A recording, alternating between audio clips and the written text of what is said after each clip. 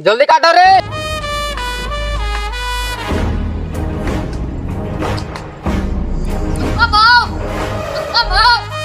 पुष्पा भाव। क्या हुआ? पुलिस।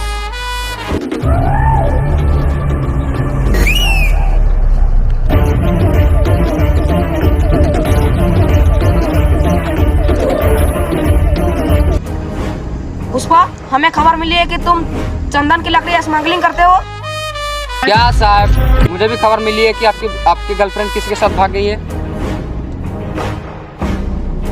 पुष्पा, क्या साहब, कोई भी कुछ बोलेगा तो मान लोगे? पुष्पा अपना गुनाह कबूल कर रहे। 2 दिन के लिए जेल में दारू दूंगा। पुष्पा, पुष्पराज झुकेगा नहीं साला। প্লিজ আমাকে ক্ষমা করে দাও, প্লিজ প্লিজ আমাকে ক্ষমা করে দাও, প্লিজ।